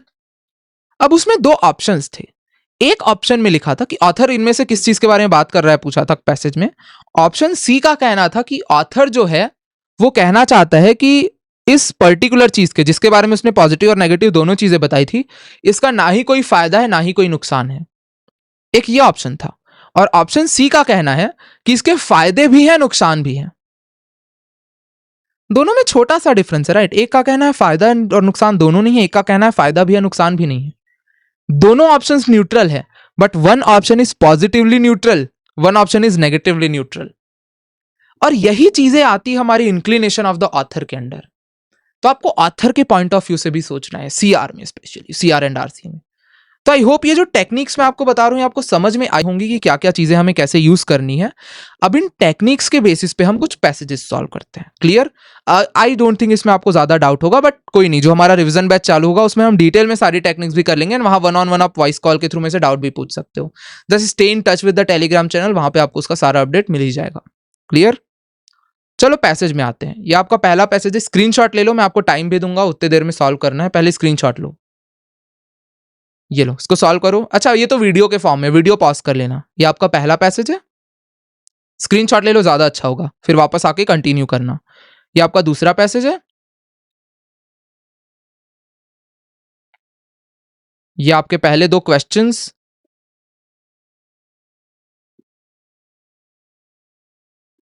तीसरा क्वेश्चन, चौथा क्वेश्चन। चलो 4 क्वेश्चन है, इससे सॉल्व करो। इसे वीडियो पॉज कर लो एंड स्क्रीनशॉट देके सॉल्व करते जाओ, फिर हम इसे सॉल्व करेंगे। सो आई गेस आप लोगों ने इसे सॉल्व करने का ट्राई किया होगा। मैं आपको यहाँ पे सारे मेथड्स अप्लाई करते हुए इसे सॉल्व करने का तरीका बताता हूँ। सबसे पहले जस्ट अ सेकंड, या सबसे पहले talking about the flow chart method. तो अगर हम फ्लो चार्ट मेथड की बात करें तो यहाँ पे कैसे अप्लाई होगा, पहले पैसेज को पढ़ो। The success of nations is not determined by geography or culture, but by the quality of their institutions. Nations with inclusive institutions which allow The citizens to participate in economic and political life are more likely to be prosperous and stable. Nations like extractive are more likely to be poor and stable. अब यहाँ पे हमें idea मिला कि किस बारे में passage बात करेगा, which is inclusive is positive, extractive is negative. ये हमारा फ्लो चार्ट का पहला लाइन हो गया. नेक्स्ट पॉइंट पे आते हैं. The key to inclusive institution is pluralism. Pluralism को सर्कल किया means that there are many different groups in a society each with its own interest and values. That is pluralism. That's it. When these groups are able to cooperate and promise, they create institutions that are fair and just for everyone. हमने समझ लिया. अब यहाँ पे हमें क्या पता चला? प्लूरलिज्म आर ग्रुप जो कि फेयर होते हैं, मतलब पॉजिटिव ऑलमोस्ट यहाँ पे बात चल रही है.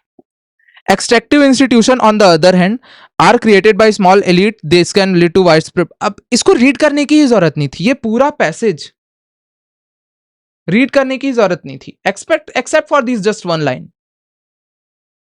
That's it. बाकी पूरा किसी काम का नहीं हमारे, सिर्फ ये एक जो लाइन मैंने अंडरलाइन किया ये हमारे काम का था. नेक्स्ट पॉइंट पे आते हैं. The history of the world is full of examples. अब यहाँ पे एग्जाम्पल्स दिए हैं. पावरफुल वेल्दी था, एक्सट्रैक्टिव इंस्टीट्यूशन के डिस्ट्रॉय का. ये पूरा पैसेज किसी काम का नहीं. समझ रहे हो? अगर काम का है तो वापस आके रीड कर लेना, कितना ही टाइम लगेगा. आगे बढ़ गए. The United states on is a inclusive nation. क्योंकि हमें पता है इंक्लूसिव क्या होता है, हम समझ चुके हैं, एग्जाम्पल देखने की जरूरत नहीं है. क्लियर? हमने इसे बिलीव कर दिया. Success is not guaranteed. Even nation with inclusive can fail. For example, अब ये थोड़ा अलग केस है. Facing number of challenges today including economy inequality, political. If the United Nations is unable to address this challenges, it could lose its status to as a leading nation. बस हमें इससे क्या idea लिया कि US को अपने changes लाने होंगे वरना वो लूज कर देगा. अब आगे बढ़े. The good news is that Nations can change their institution. अगर नेशन एक्सट्रैक्टिव है तो वो इंक्लूसिव बन सकता है. एग्जाम्पल हो गया साउथ कोरिया का. एक एक लाइन पढ़ने की ही जरूरत नहीं है. The future of nations depends on the quality of their institutions. Nation will inclusive will more succeed, extractive will fail. The choice is up to each nation. अब ये पूरे का हमारा कंक्लूजन हो गया. बोला ना लास्ट सबसे ज्यादा इंपॉर्टेंट होता है. अब मुझे आप बताना, ये एक बेसिक्स हमने क्या एक एक लाइन मैंने पढ़ा, पूरे एक के पैराग्राफ मैंने छोड़े हैं, सिर्फ कुछ कुछ लाइन अंडरलाइन किया है and flow chart method apply किया है. This is skimming plus flow chart. Clear? अब हम आते हैं पैसेज में. हमने 60% आइडिया ले लिया अपने पैसेज का. अब हमें एलिमिनेशन मेथड यूज करना है. अब यहां पे सॉल्व करते हैं. पहला question, what inherent structural characteristics distinguish extractive institutions from their inclusive counterparts. Extractive को इंक्लूसिव से क्या चीज अलग बनाती है? अब एलिमिनेशन यूज करना. एक्सट्रैक्टिव जो है वो इक्विलिब्रियम, यहां पे एक्सट्रैक्टिव के बारे में पॉजिटिव बात की जा रही है बट एक्सट्रैक्टिव इज नेगेटिव, जो कि ये ऑप्शन को गलत बना दिया है, एलिमिनेट कर दिए. The nature of extractive institution tends to favor elite enrichment at the detriment of societal prosperity, contrasting with the broader inclusivity of the latter. Yes. Option C का कहना है inclusive institution perpetuate elitist wealth aggregation while extractive comes economic. Again ये inclusive को negative बता रहा है which is not the case. Extractive institution promote pluralistic societal. Again ये भी एक्सट्रैक्टिव को पॉजिटिव बता रहा है which is not the case. Eliminated. B is the right answer. Simple. देख रहे हो, इजिली मार्क कर दिए. अब चलो सेकंड पे आते हैं. सेम चीज. Which historical account does the author use to illustrate the detrimental consequences of extractive institutions? अब किन की बात की है? क्या यूनाइटेड स्टेट्स की बात की है एक्सट्रैक्टिव के इंस्टीट्यूशन के लिए? नहीं. क्या साउथ कोरिया की बात की है? नहीं. क्या प्रॉस्पेरिटी एंड स्टेबिलिटी की बात की है? नहीं. Collapse of Aztec empire. ये तो डायरेक्ट ऑप्शन, सीधा फैक्चुअल ऑप्शन है. इसको तो मार्क कर सोचने की भी जरूरत नहीं थी. ये को मार्क किया, आगे बढ़े. कितना टाइम लगा देखो इसमें, मैं एक्सप्लेन कर रहा हूं साथ ही साथ. अगर इसे सिर्फ रीड भी करें तो ये 3-4 मिनट से ज्यादा का नहीं है पूरा. समझ रहे हो? इसको पढ़ो. Given the premise that the prosperity and stability of Nations hinge on the inclusivity of their institutions, what deductions can be derived regarding the current standing of the United States in the light of cited challenges it faces? तो United Nations के बारे में author ने क्या बोला? अगर United Nations अपने challenges नहीं लाएगा तो वो लीडिंग नेशन की स्टेटस को लूज कर देगा. अब चलो इससे रिलेटेड हमें ऑप्शन ढूंढना है. ऑप्शन ए क्या कहता है? The United states having grappled with enumerated difficulties has experienced a decline in its experienced. Author ने फ्यूचर की बात की है, ऑप्शन बोल रहा है ये ऑलरेडी हो चुका है. ये डिफरेंस है दोनों में, हमने क्या कर दिया, एलिमिनेट कर दिया। Notwithstanding the inclusive nature of these institutions under specter of economic inequality might confront destabilization unless this absolutely, ये तो पैसेज में लिखा गया, स्टैंड बाय में रखते हैं, कभी भी चारों ऑप्शन पढ़े बिना आगे मत बढ़ना। Despite the inclusive institution and their initial success, the United States, besieged by economic and political issues along with environmental concerns, is invariably destined for a downfall.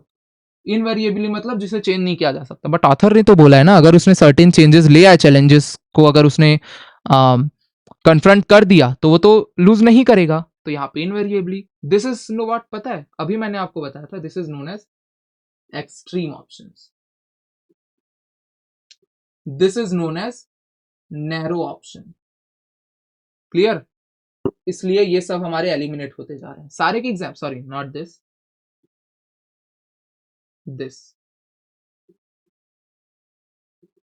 D को पढ़ो। Current challenges in the United States bear no impact on its prosperity. This is again extreme. जबकि passage इतना extreme नहीं है। समझ में आया कहां पे कैसे क्या चीज हमें यूज करनी है, इस चीज पे ध्यान दो। क्लियर?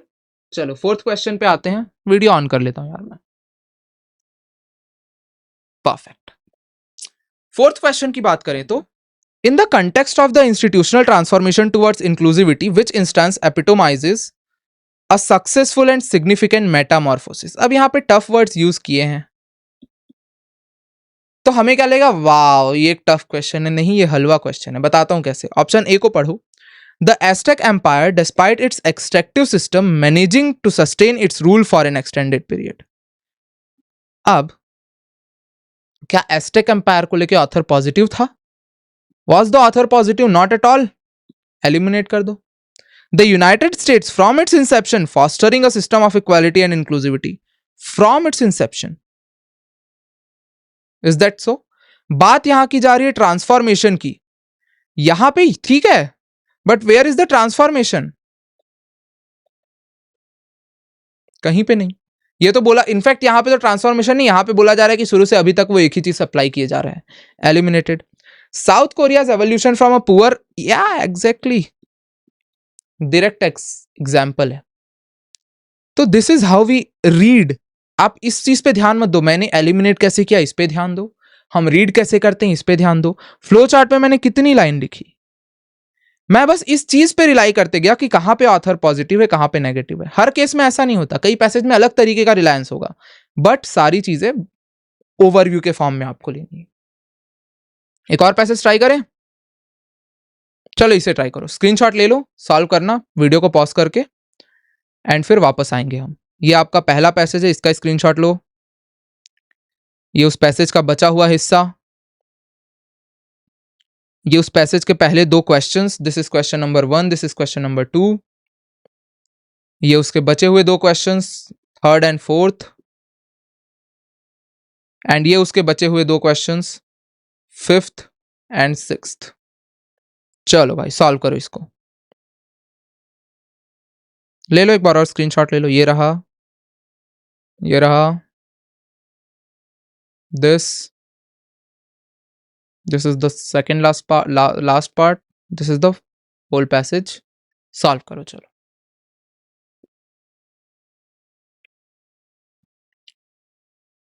सो आई गेस आप सबने रीड किया होगा इसको, हम भी एक बार इसे सारे मेथड्स को अप्लाई करते हुए रीड करना चालू करते हैं एंड समझते हैं ये पैसेज क्या है। ये सीआर का पैसेज है, पिछला वाला आरसी का पैसेज था।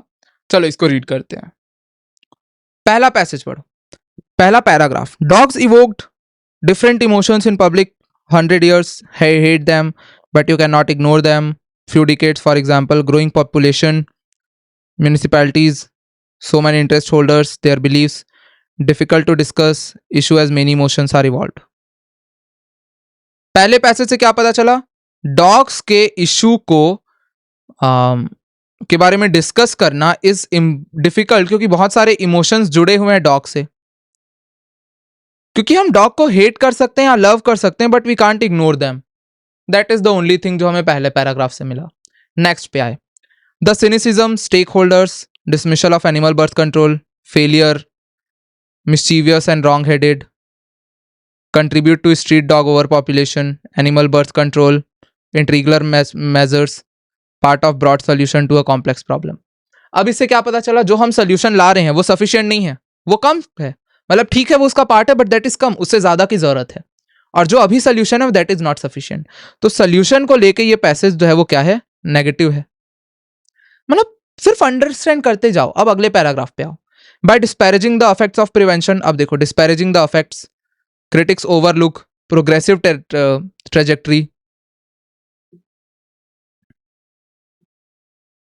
further challenges implementation. We will see more policy reform. That is how public policy works.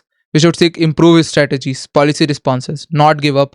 अब यहां पे बात की जा रही, ठीक है जो है हमारा तरीका वो गलत है, बट इंप्रूवमेंट पे ज्यादा ध्यान दो. इस पैसेज में ऑथर इंप्रूवमेंट को लेके पॉजिटिव है, बोल रहा है इंप्रूवमेंट हो रहा है भाई, इस चीज पे ज्यादा ध्यान दो, और इसी तरीके से पब्लिक पॉलिसी वर्क करता है. तो यहां पे ही वाज क्रिटिसाइजिंग, बट यहां पे वो बोल रहा है कि ऐसे ही वर्क करता है, डोंट वरी हम इंप्रूव कर रहे हैं. तो ओवरऑल पॉजिटिव हो गया. अब नेक्स्ट पे आओ. What the proponents of new rules want is the same things that is critic want, a safe society for everyone, humans and dogs alike. To argue that animals have no consideration for humankind is misleading and disingenuous. Yes, it is in the welfare of the animals that we do not cull them. It is interest of the society and its collective concern, decency too. We should seek out ways to show that we are more than just a selfish creatures. That's it. Overall passage अब क्या बोलना चाहता है कि कैसे dog and human को साथ में रखा जा सकता है, क्या क्या चीजें हमें करनी चाहिए, क्या क्या पॉलिसी रिफॉर्म हमारे साथ हो सकते हैं. ये सारी चीजों के प्रॉपर पॉलिसी के बारे में उसने बात की नहीं है, but basically it is about dog and human. This is the 60% understanding of the passage. अब मैं आपको एक्सप्लेन कर रहा हूं. नॉर्मल रीडिंग में it is 1.5 minutes to 1 minutes. That's it. Clear. अब आ जाओ क्वेश्चन में. क्वेश्चन फर्स्ट पढ़ो. Which of the following is the author most likely to agree with. अब यहां पे आपको समझ में आएगा कि मेरा जो इंक्लिनेशन वाला मेथड है कैसे काम आता है. ऑप्शन ए को पढ़ो. Street dogs are menace and a nuisance to society, should be eliminated. क्या ऑथर नेगेटिव है? बिल्कुल नहीं, ये एक्सट्रीम ऑप्शन है. एलिमिनेटेड समझ में आ रहा है. अब ऑप्शन बी पढ़ो. Street dogs are a part of the urban ecosystem and should be protected and cared for. Yes, author ने तो ये बोला है. Author was positive, good thing.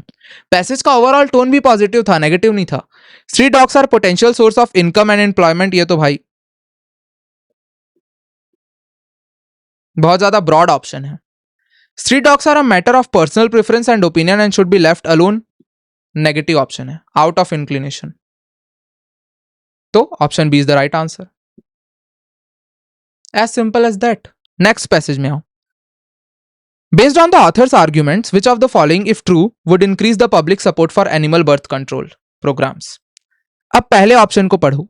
The public has witnessed or experienced positive outcomes and impacts of animal birth control programs in their locality or city. Is that true? Yes, it can be true. हम इसे गलत नहीं बोल सकते, stand by में रखते हैं. The public has received or accessed reliable and accurate information on education about animal birth programs and their benefits. ये कहां से आ गया भाई? हटा दो. The public has just a second, wait.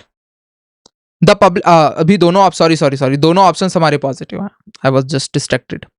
The public has participated or contributed in some way to animal birth control programs or related activities or initiatives. Yes, all the three are positive. Author भी तो positive है तीनों से लेके. Option D is the right answer.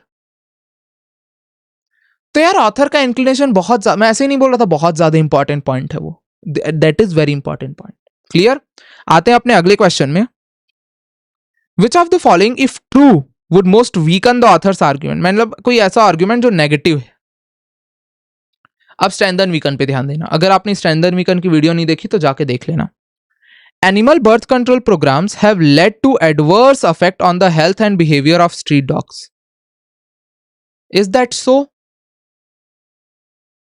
देखो, अगर हमें counter करना है तो ऑथर के आर्ग्यूमेंट को काउंटर करना होगा. ऑथर ने हेल्थ एंड बिहेवियर की बात कहां की गई है? हेल्थ एंड बिहेवियर को इसने बर्थ कंट्रोल प्रोग्राम से कैसे रिलेट कर दिया? तो दिस इज ऑलमोस्ट गलत है, नेगेटिव स्टेटमेंट है, but it is of no use. कोई अटैक ही नहीं कर रहा है वो हमारे ऑथर के आर्ग्यूमेंट को. आर्ग्यूमेंट से रिलेटेड होना चाहिए. बी को पढ़ो. फिर legal challenges and opposition from various groups and authorities, इसके बारे में तो ऑथर ने बात ही की है, ऑथर तो बोल ही रहा है सेम चीज, तो ये कैसे वीकन करेगा? ऑथर तो एक्सेप्ट कर रहा है बट ऑथर बोल भी रहा है कि यही प्रोसेस है। सी को पढ़ो, have been inconsistent and ineffective in reducing street dog population and aggression. Author ने क्या बोला है कि भाई ठीक है हमने ज्यादा कर्ब नहीं किया है बट आप प्रोग्रेस को देखो, हम रिड्यूस करते जा रहे हैं, बट यहां तो बोल रहा है भाई रिड्यूस हुआ ही नहीं है, कंसिस्टेंट भी नहीं था और इफेक्टिव भी नहीं था, ये वीकन कर रहा है। डी को पढ़ना, unethical and immoral in interfering with the natural rights and freedoms, इसके बारे में ऑथर ने कहां बात की कि एनिमल्स का नेचुरल राइट्स फ्रीडम से रिलेटेड इसका बर्थ कंट्रोल मेजर्स है। बर्थ कंट्रोल का हेल्थ से या फिर एथिकल एंड इमोरल इंटरफेयरिंग से क्या रिलेशन? ऑथर ने इन दोनों को रिलेट किया ही नहीं है। C is the thing which is directly relating to the author's argument and उसे वो वीकन भी कर रहा है उसका ऑपोजिट बोल के। क्लियर? अब आते हैं नेक्स्ट पॉइंट पे। Based on the author's arguments which of the following must necessarily be true. A का कहना है एनिमल बर्थ कंट्रोल नेसेसरली मतलब सही होने ही चाहिए, आर द ओनली सोल्यूशन। अब ये वर्ड जहां पे आपको दिख जाए ना, क्योंकि ऑथर यहां पे एक्सट्रीम नहीं था इस पूरे पैसेज में, तो हम एक्सट्रीम ऑप्शन कैसे मार्क कर सकते हैं? क्लियर? इस वजह से जो हमारा ऑप्शन ए है वो गलत हो गया। Animal birth control programs are supported by all stake holders and interest groups, नहीं, कई लोग इसका अपोज भी कर रहे हैं, बी को भी एलिमिनेट कर दो। Animal birth control programs are based on the prevention of cruelty control rules, is that so? दो केसेस के बारे में बात की बट इसने रिलेट नहीं किया है कि ये इस पे बेस्ड है या वो उस पे बेस्ड है। हम ये इन्फर कर सकते हैं but inference is a different thing than necessarily be true. Animal birth control programs are subject to improvement and reform, exactly यही तो ऑथर बोल रहा है, इससे ज्यादा सही लाइन नहीं है। तो कभी भी याद रखना नेसेसरली बी ट्रू में फैक्चुअल जनरली गलत हो जाता है, क्योंकि जब तक वो फैक्ट पैसेज में दिया ना हो। तो ये हमारा हो गया फोर्थ क्वेश्चन। देखा पैसेज कितनी तेजी से हमने रीड किया, एक एक लाइन हमें रीड करने की भी जरूरत नहीं पड़ी। फिफ्थ क्वेश्चन देखो यार, या which of the following would be an effective way of increasing public awareness and education about animal birth control programs and their benefits? कौन सा एक effective technique होगा? Conducting surveys and polls to gather feedback and opinions from public about animal birth control programs? Yes, positive है। Organizing campaigns, अब ये बहुत easy question है, खुद का common sense लगा के कर सकते हो। Events to disseminate information and all the three are positive। यहाँ पे मैंने इतनी तेजी से इसलिए किया क्योंकि मुझे आपको एक और नया पॉइंट बताना था। कौन सा पॉइंट? एक चीज ध्यान रखना, अगर कहीं पे भी पैसेज में ऑल ऑफ द अबव आया है तो भाई अगर आपको ज्यादा समझ नहीं आ रहा है, तुक्का भी मारना है तो मार्क करके चले जाओ, और अगर नन ऑफ द अबव आया है तो बहुत ज्यादा सोच लो नन ऑफ द अबव होगा या नहीं होगा। 75% केसेस में ऑल ऑफ द अबव हमेशा सही होता है, 25% केसेस में बस नन ऑफ द अबव सही होता है। तो ऑल ऑफ द अबव अगर दिख रहा है ना और आपको ज्यादा सोचने का टाइम नहीं मिल रहा है तो all of the above mark कर दो, बट अगर लग रहा है इसका नन ऑफ द अबव हो सकता है तो थोड़ा सोचो रुक के। और मैथ्स में तो नन ऑफ द अबव बहुत रुक के मार्क करना। एक आदमी ने पूरा पैसेज लिखा है, उस पैसेज से रिलेटेड एक क्वेश्चन बनाया है जिसमें डेटा दिए हैं, डेटा प्रॉपर एक दूसरे से कट रहे हैं, क्यों? ताकि answer none of the above आए। इतना मेहनत नहीं करता कोई। क्लियर? सिक्स्थ पे ध्यान दो। Which of the following is the most similar to the author's statement about animal birth control programs being progressive policy and has now produced the prevention of cruelty rules? ए का क्या कहना है? The goods and service. अब देखो यहां पे हमें क्या करना है, parallel reasoning, almost parallel reasoning जैसा क्वेश्चन है। हमें क्या बताना है, जैसे ऑथर ने इंप्रूवमेंट की बात की है वैसे ये किस चीज से को ऑथर जो बोल रहा है वो कौन सा ऑप्शन उसी के जैसा है लगभग। GST being a landmark reform that has now resulted in the GST Amendment Act. Is that so? अब देखो पहले चारों ऑप्शन को पढ़ता हूं फिर मैं आपको एक्सप्लेन करता हूं। The right to education being a historic legislation that has now led to RTE. The National Food Security Act being a revolutionary act that has now brought forth the NFSA. Author ने क्या बोला है passage में कि animal birth control measure एक अच्छा था, progressive policy था। मतलब अब इसका अगर मैं इसकी रीजनिंग ड्रॉ करूं तो रीजनिंग इसकी कैसे ड्रॉ होगी, एक पॉलिसी है विच इज पॉजिटिव इंपैक्ट, और उसकी वजह से एक और नई पॉलिसी आई है। क्या ये रीजनिंग इन तीनों ऑप्शन में फॉलो हो रहा है? देख लेते हैं। एक पॉलिसी है, ओके, जो कि लैंडमार्क रिफॉर्म मतलब पॉजिटिव था, और उसकी वजह से एक नई पॉलिसी आई है, तो ए तो हो गया भाई। बी को देखो, एक पॉलिसी है जो कि पॉजिटिव है, इसकी वजह से नई पॉलिसी आई है, यस ये भी हो गया। अब डी होगा आंसर, बट सी को भी देख लो, एक पॉजिटिव है, इसकी वजह से एक पॉलिसी है जो कि पॉजिटिव है, इसकी वजह से एक नया रिफॉर्म आया है। तीनों इस रीजनिंग को फॉलो कर रहे हैं। तो इस तरीके से हम ऐसे रीजन निकालते हैं ऑप्शंस के बीच में। क्लियर? आई होप यहां तक आपको सारी चीजें क्लियर हैं। अब एक लास्ट पैसेज हम लीगल रीजनिंग का सॉल्व कर लेते हैं, ताकि वो हमारा प्रिंसिपल वाला कॉन्सेप्ट भी क्लियर हो जाए, फिर हम रैप अप करेंगे। तो चलो फिर से स्क्रीनशॉट ले लो और सॉल्व करो, फिर पॉज कर लेना और फिर आगे चल के एक्सप्लेनेशन देख लेना। भाई अगर ऐसा कर रहे हो ना कि बिना सॉल्व किए वापस एक्सप्लेनेशन को भी तुरंत देख ले रहे हो, बहुत गलत कर रहे हो। खुद से सॉल्व करो पहले, फिर एक्सप्लेनेशन देखो। Clear? Good. First page screenshot ले लो, second page, first question, second question, third question,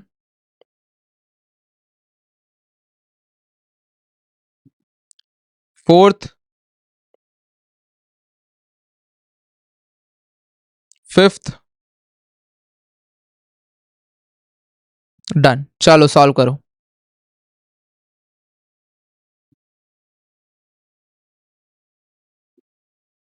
so I hope आप सबने अच्छे से सॉल्व किया होगा, डायरेक्टली एक्सप्लेनेशन देखने नहीं आए होगे। पहले रीड करते हैं, फिर क्वेश्चन सॉल्विंग पे जाते हैं। चलो अब देखना कैसे रीड किया जाता है लीगल रीजनिंग पैसेज को। In the real norm there are general defences. अब जनरल डिफेंसेस की बात की जा रही है। This defence based on various legal principle, जो भी on such voluntary non fit injuria, voluntarily taking the risk. अब देखो, जब आपको ऐसी चीजें, अब यहाँ पे आपको चीजें पता है पहले से ही, अगर आप कॉन्कर्स बैच में पहले ज्वाइन किए हो या कहीं से भी आपने थ्योरी की होगी, तो ये सब आपको पहले से पता होगा। तो आपको क्या पता है वॉलंटरी नॉन फिट इंजूरिया क्या होता है। ये ऐसी चीज है जिसको पढ़ने की भी ज्यादा जरूरत नहीं है। क्लियर? अब इसमें क्या है, the consent to the injury should be free of threat compulsion and can be either expressed और implied. That's it. Another defense is plaintiff the wrongdoer, which implies when the plaintiff themselves have done something wrong and caused damage. Complemented by common law principle, one must approach the court with clean hands. This bars the plaintiff from claiming damages from someone else because of harm caused due to their own mistake. अब example दिया है, करने की जरूरत नहीं है। Inevitable accident is another defense that can be invoked when an accident occurs despite all reasonable care. These accidents are unforeseeable, unpredictable. For instance, a car accident due to brake failure would fall under this category. Then आ जाता है act of God. अब act of God में इसने क्या क्या चीजें दी है? This defense covers all natural calamities that are beyond human control. बस अंडरलाइन कर लिया, आगे आ गया। Private defense is a defense that can be invoked when one party causes injury to another in order to protect themselves. Mistake is another defense that can mistakes can be of two types: of fact, of law. Ignorance of law is not an excuse. बस that's it. Then आता है यहाँ पे necessity. Defense that can be invoked when one party injures another to prevent a greater harm. That's it. Statutory authority is a defense that when party causes damage under an authority given by a statute. अब ये हमने principal निकाल लिया, अब आ गए हम facts पे। तो हर पैसेज में जरूर ध्यान रखना कि पहला आपका एम होना चाहिए कि यार प्रिंसिपल हमें कैसे आइडेंटिफाई करना है। क्लियर? अब देखो, अगर आप सोच रहे हो कि भैया बहुत इजी लेवल का पैसेज है, नहीं, this is the PYQ level.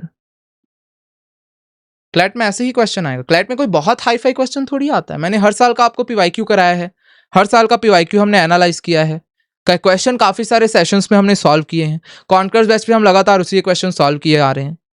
तो अब हर किसी को पता चल गया हमारे बैच में कि पीवाईक्यू का लेवल कैसा होता है। दैट इज वाई वो टेंशन से ज्यादा अपने प्रैक्टिस को ज्यादा स्ट्रॉन्ग कर रहे हैं कि ठीक है हायर लेवल के नहीं बन रहे, चलेंगे, क्योंकि हायर लेवल आने भी नहीं वाले। जितने ही मेरे बैच के स्टूडेंट्स हैं उनको टेंशन नहीं दे रहा मैं। मेरा सिंपल सा कहना है कि भाई प्रैक्टिस करते जाओ, हायर लेवल क्वेश्चन नहीं आएंगे क्लैट में, अगर आए तो हर किसी के लिए होंगे यार। क्लियर? चलो पहले क्वेश्चन का आंसर क्या मार्क किया आप लोगों ने? Rajesh, a professional stuntman, agreed to perform a dangerous stunt for a movie. He signed a contract with the producer that he would not hold the producer liable for any injuries or damages arising from the stunt. The contract also specified the safety measures and precautions that would be taken by the producer. Rajesh read and understood the contract before signing it. However, during the stunt, Rajesh suffered a severe burns due to a faulty pyrotechnic device. He sued the producer for negligence and claimed damages for his injuries. Can Rajesh succeed in his claim? अब यहां पे आप लोग को लगा होगा कि यहां पे प्रोड्यूसर का फॉल्ट है. क्या एक टेक्निकल फॉल्ट प्रोड्यूसर के अंडर आएगा? अगर उसने वो सेफ्टी मेजर्स नहीं लिए होते तो वो प्रोड्यूसर के अंदर आता, बट ये टेक्निकल फॉल्ट है तो ये प्रोड्यूसर के अंदर नहीं आएगा. तो क्या राजेश यहां पे सक्सीड होगा? ऑप्शन ए देखो, yes because the producer breach the duty of care by using a faulty pyrotechnic device. Not at all. Option A eliminated. Then there comes yes because Rajesh did not consent to the injury caused by the faulty pyrotechnic device. Consent तो उसने दिया था, right? ये भी eliminated. Rajesh was aware of the risk involved in the stunt and voluntarily took them. No, because Rajesh expressed his consent into the injury by signing the contract. Yes, यही तो passage में दिया हुआ है. Contract को sign करके उसने अपना कंसेंट दे दिया इंजरी के लिए. यहां पे ठीक है उसमें लिखा था कि क्या क्या उसे लेने हैं, बट कंसेंट तो उसका था, राइट? तो वो कैसे स्यू कर सकता है? That is why option D is the right answer. 74 को सेकंड नंबर क्वेश्चन को देखो. Riya, a drug dealer, sold some cocaine to Karan, a college student. Karan consumed the cocaine and suffered a cardiac arrest. He survived but suffered permanent brain damage. He sued Riya for selling him adulterated cocaine and claimed damages for his injuries. Can Karan succeed in his claim? Option A का कहना है no because Karan was the wrong doer who bought and consumed illegal drugs and caused damage to himself. Absolutely it can be the answer क्योंकि plaintiff the wrong doer. No because Riya was not negligent in selling the cocaine and did not owe a duty of care to. अब ये duty of care की यहाँ पे बात नहीं आई, eliminate कर दो. यस तो यहाँ पे होगा नहीं क्योंकि प्लेंटिफ द रॉन्ग डूअर का यहाँ पे वो लगेगा केस. क्लियर? तो यहां पे करण अपने क्लेम में सक्सीड नहीं होगा. That's it. थर्ड को देखो. Rohan, a delivery driver, was driving his truck on a highway when a deer suddenly jumped in front of him.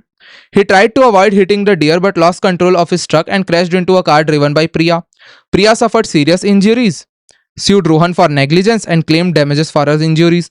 अब यहाँ पे हमें इस टाइप के क्वेश्चन हमें देखते ही पता चल जाते हैं कि यहाँ पे प्रिया क्लेम नहीं कर सकती, तो यस वाले ऑप्शंस हटा दो. हर कोई इस चीज से अग्री कर रहा है. देन आता है option B, no because Rohan did not cause the accident but it was inevitable. Yes. No because Priya assumed the risk of driving where. Vague option है, इसे हम बोलते हैं वेग option.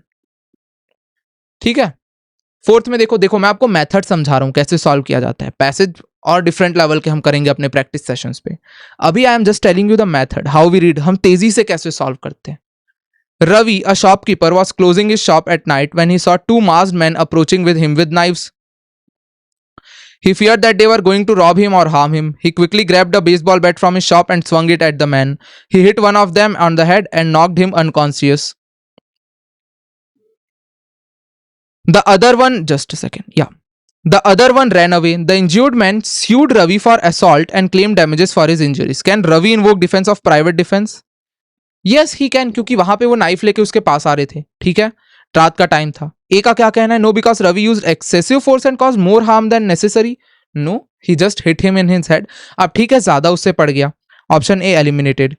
No because Ravi acted out of revenge. How it was a revenge?